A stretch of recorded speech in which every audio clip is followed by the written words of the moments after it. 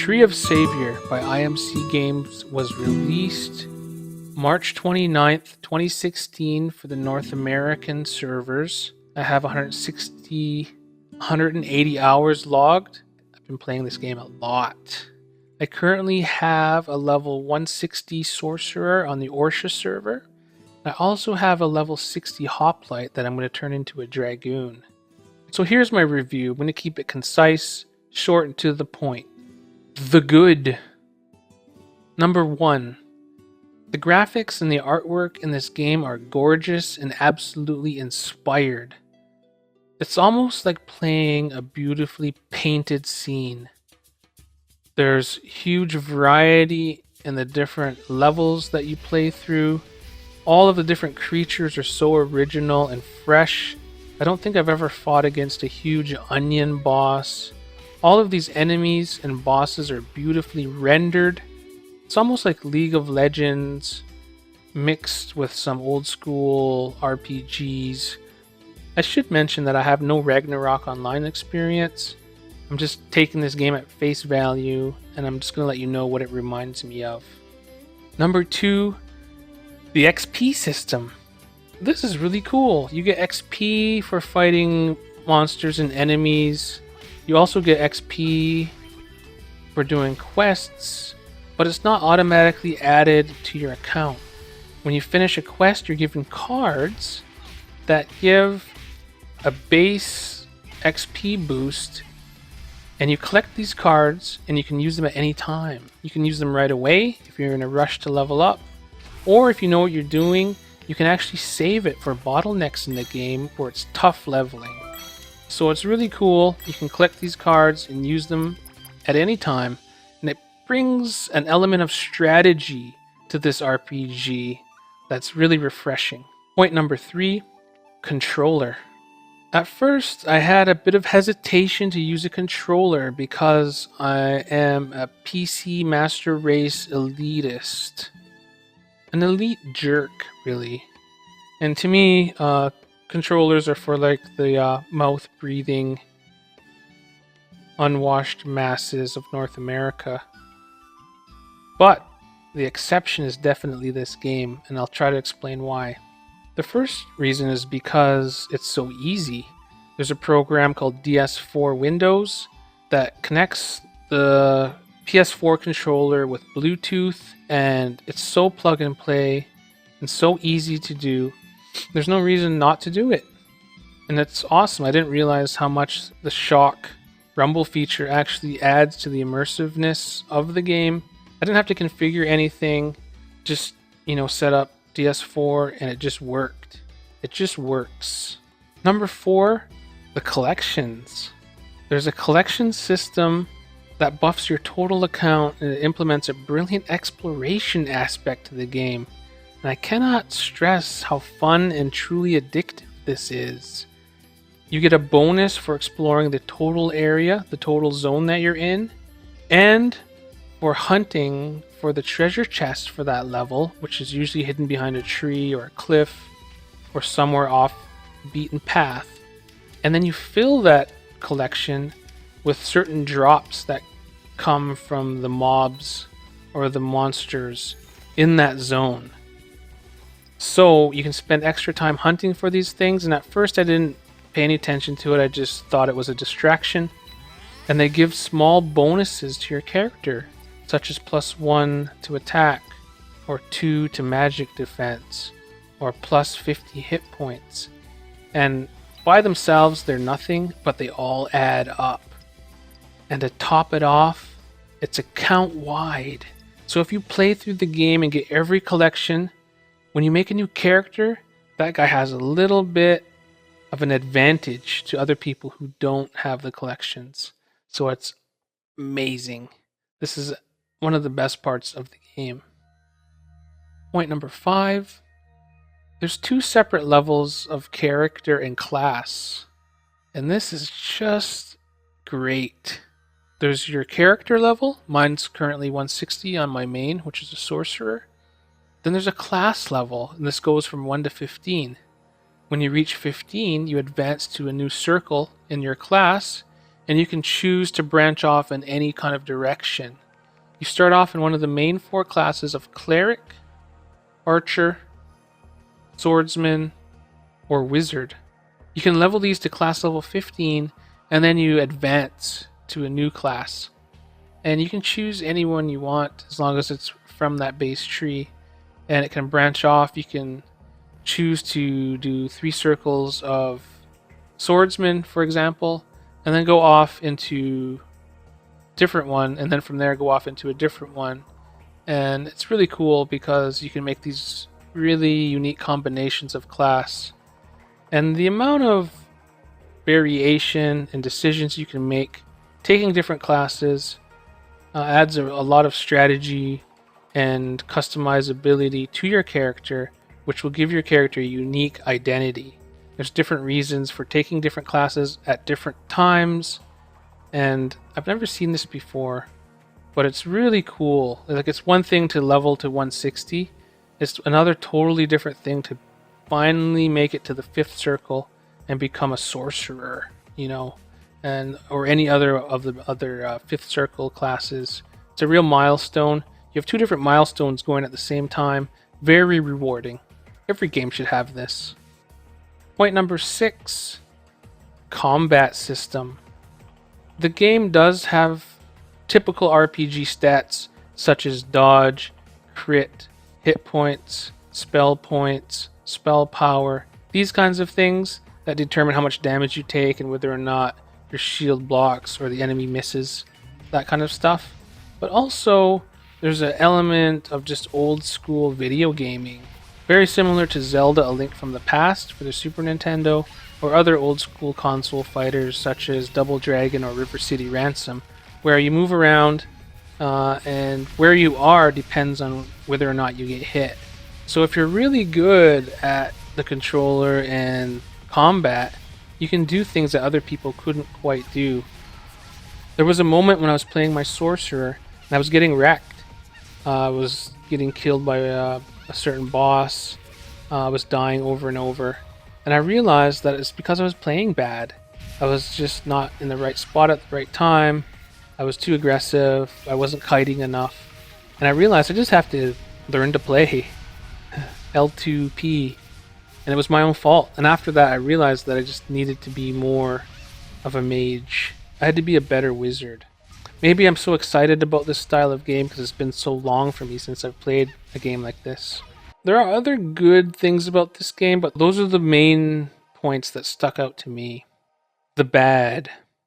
Number 1, casting latency. Maybe it's connected to the above point, but it seems like there's a little bit of lag when doing moves, special moves, and this delay can get you killed if you're not used to it. Things don't happen instantly, except for maybe the auto attack, but it takes a couple seconds to cast spells, to do certain attacks, and maybe it's a part of the game, and maybe it's the way that they coded this thing, but I'm not sure if it's just bad servers or input lag, because I'd appreciate a more responsive system like maybe Street Fighter.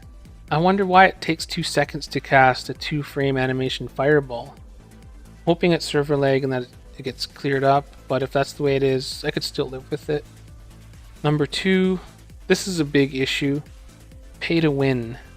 For $10 a month you get a token, and some of the things that the token gives you is things that I feel like you should have anyway.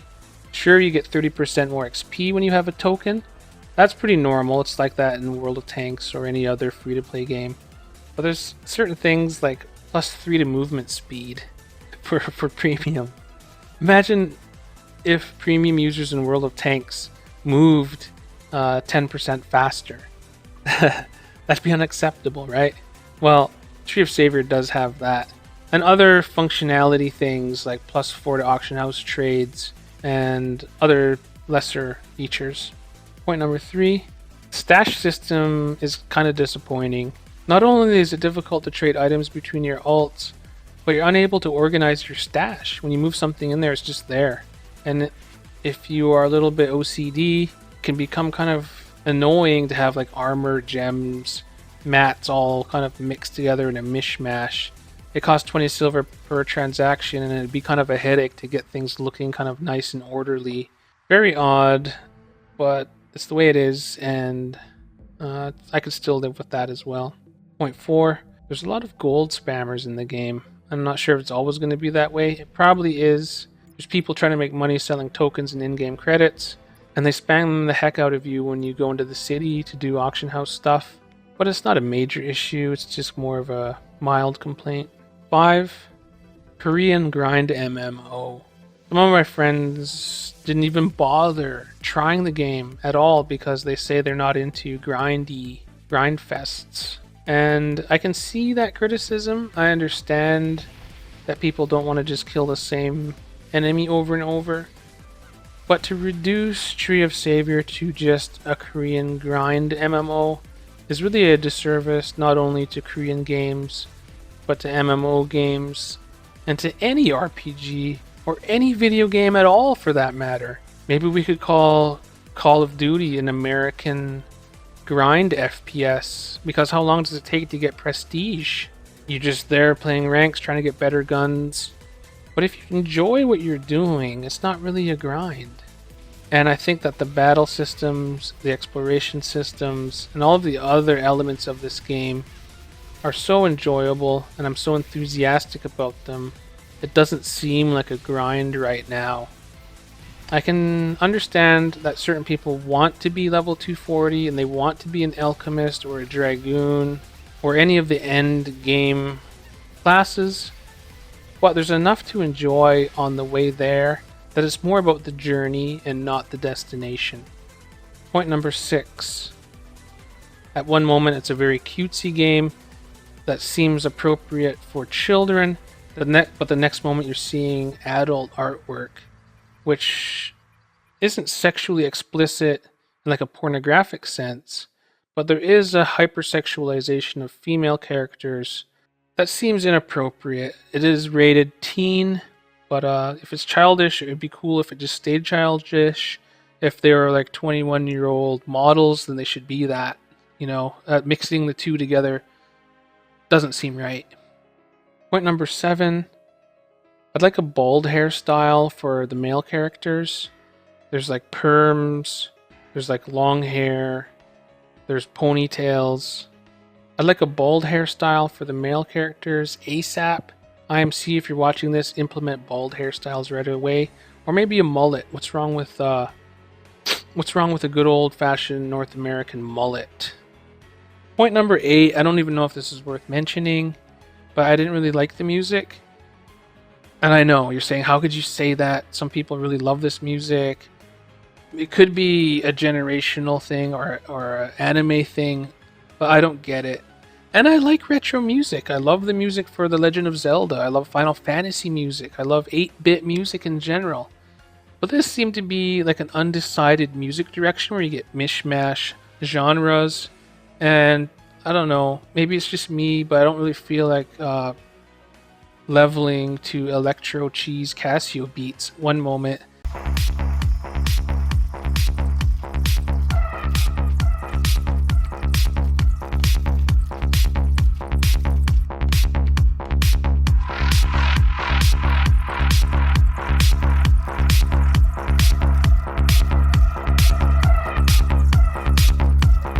And then like an orchestra symphony the next. It didn't do it for me, and I'm sorry if this offends you. I realize that there's a lot of people who really love the music. I'm sorry, I'm just giving you my personal opinion on that. I just mute the music and I just listen to whatever I want in the background. And I realize that I'm doing a lot of bad here, and it might seem like there's more bad than good, but I need to mention point number 9. There's an aura buff sound for the wizard that is very tiresome and annoying. Other people have said this too. And there needs to be an option to either lower the volume for the buffs or just remove it completely. I would love to get rid of these sounds. Sometimes I don't even buff myself because I don't want to hear like a fire alarm going off like every 2 seconds.